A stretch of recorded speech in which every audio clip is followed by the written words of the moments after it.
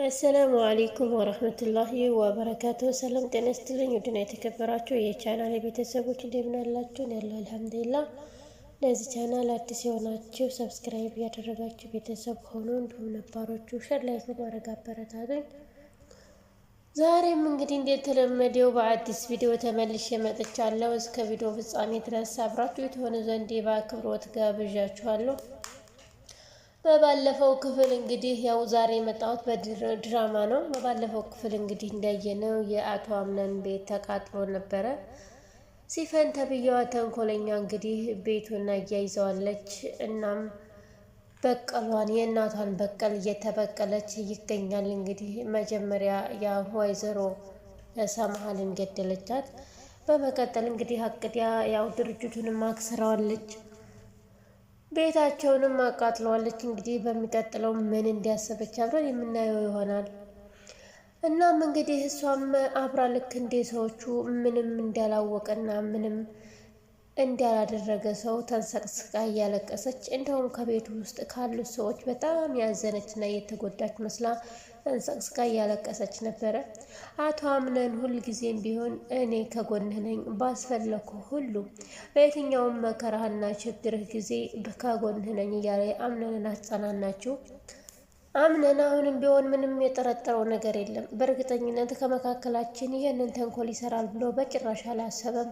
ሁሌም ቢሆን ልቡ መልካም ሰው ስለሆነ እሱም መልካምን ነገር ብቻ ነው የሚያስበው። ከመካከላችን እንደዚህ አድርጎ እኔን ይጎዳኛል ብሎ ያስበው ሰው ስለሌለ በሙሉ ልቡ ስላመናት፣ አዎ በጣም አመሰግናለሁ። የእውነት በችግር ጊዜ ሰው ያስፈልጋል።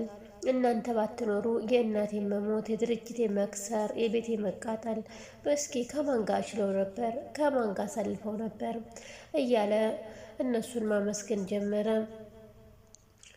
እውነት ለመናገር ጥላት ከሩቅ አይመጣም እንደሚባለው ዙሪያውን ቢመለከት ከአክስቱ ጀምሮ ሁሉም ጥላቶቹ ናቸው። ምናልባት ለሱ የሚቆረቆሩት ብሌንና ወይዘሮ ዛህራ እና የታመመችው አክስቱ ነበሩ። ምክንያቱም የታመመችውን አክስቱን እንዲታብድ ያደረገችው አክስቱ ሜርሲና ናት እና እሱም እስካሁን ድረስ ምንም አላወቀም። ልጁ እንዲወርድ ያደረገችው አክስቱ መርሲና ናት። እሱ አሁንም ምንም የሚያውቀው ነገር የለም።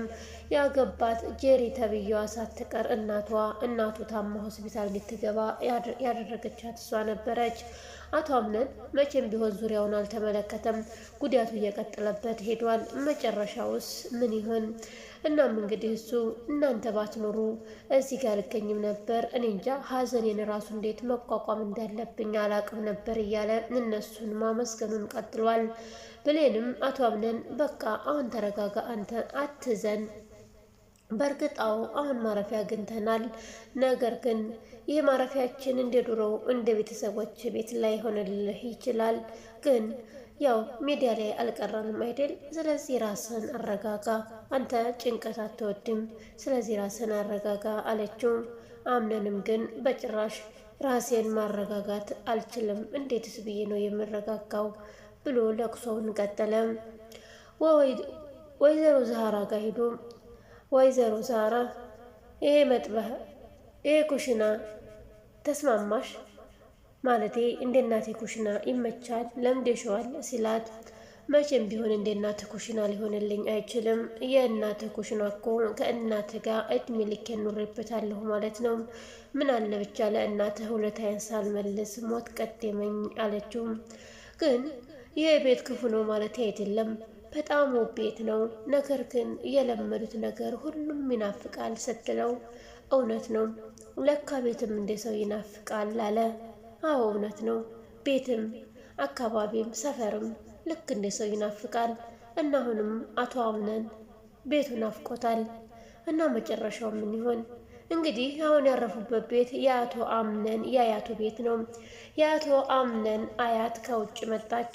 ከውጭ እንደመጣችም አቶ አምነን ጋር እያወራች ወደ ቤት ገባች። ስማኝ ልጄ፣ እኔ በሰው ሀገር ብዙ ጊዜ አመታትን አቃጥዬ ወጣትነቴን ጨርሼ ይህ ሁሉ ሀብትና ገንዘብ ያፈራሁት ለምንድን ነው? ዛሬ አንተ ሳልተጠቀምኩበት ታዲያ እኔ ትልቅ ሰው ነኝ፣ ከአንተ ውጭ ሌላ ልጅ የለኝም።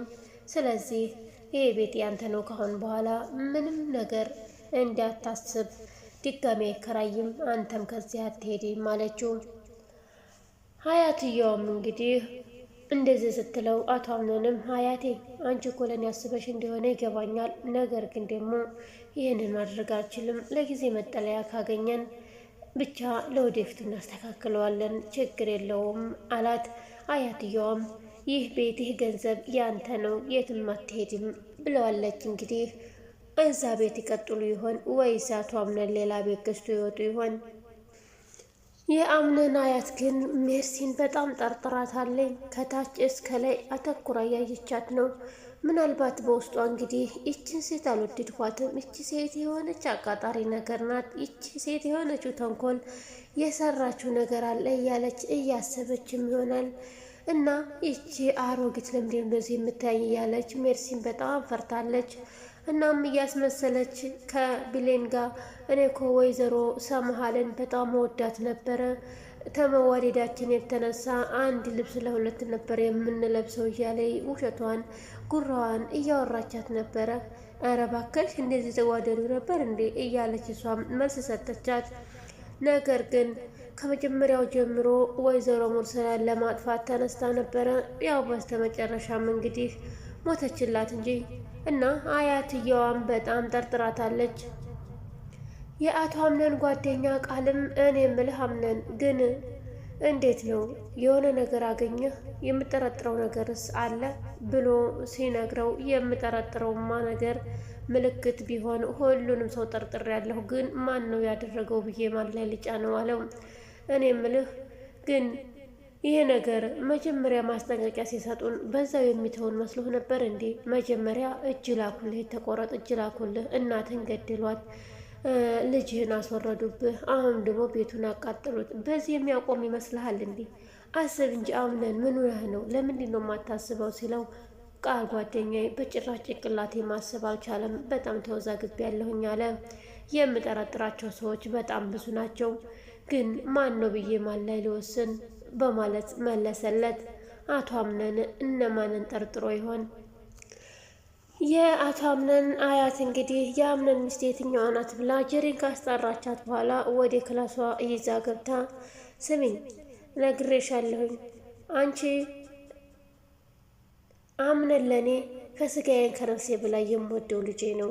አምነንን የሚያስከፋው ነገር በጭራሽ አልፈልግም ስትላት፣ አረ በጭራሽ አያቴ፣ እኔ በጭራሽ አምነንን አላስከፋውም። በቻልኩት ነገር ሁሉ እሱን ለመረዳትና ለመርዳት እየሞከርኩ ነው አለቻት። እና አድርገሽ አሳይኛ፣ በተግባር እሱን የሚያስደስተውን ነገር አድርገሽ አሳይኝ ስትላት፣ ምን ላድርግ አያቴ፣ እስኪ ምን ላድርግ ንገርኝ አለቻት። ሜርሲንን እንዲጠላትና የሆነ አመለካከት እሷ ላይ እንዲኖረው አድርጊ ያለቻት። እንግዲህ ሜርሲንን ከእግሯ እስከ ራሷ ስትመለከታት የነበረው የሆነ ያጠራጠራት ነገር ስላለ ይሆናል። እናም ሜርሲንን ላይ የሆነ አመለካከት ነገር ካመጣና ሜርሲንን ካጠላት ይህንን ቤት በስምሽ አደርግልሻለሁ ብላ ቃል አስገባቻት። ሌላው እንግዲህ ሲፈንና ሙስጠፋ ናቸው። ሲፈን ያው ቤቱን እንዳቃጠለችው ለሙስጠፋ አልነገረችውም ነበር። ሙስጠፋ ደግሞ በጣም ተናደደባት። ማንኛውንም ነገር ብቻሽን ነው የምታደርገው፣ ለእኔ አታማክሪም፣ ግን ከኋላ ይዞ የሚመጣውን መዘዝ አስበሽዋል ሲላት፣ ምንም አያገባኝም፣ ከአሁን በኋላ ሞት ነው። አቶ አምነን ይገላታል ብለህ ፈርተህ ከሆነ ይግደለኝ፣ ችግር የለውም፣ ምክንያቱም የእናቴ ነፍስ በትንሹም ቢሆን ሰላም ታገኛለች፣ ተበቅዬላታለሁ አለች። እንግዲህ አቶ አምነን ሲፈን ቤታቸውን ማቃጠሏን እናቱ መግደሏን ሲያቅ ምን ያደርግ ይሆን? የእውነት ይገላት ይሆን ወይስ ምን ይፈጠር ይሆን? ውድ የቻናሌ ቤተሰቦች ለዛሬ ያስኩት እዚህ ጋ ይበቃናል። በሌላ ቪዲዮ ተመልሰን እስከምንመጣ ድረስ በያላችሁበት ቸር ሰንብቱ። ባይ ባይ።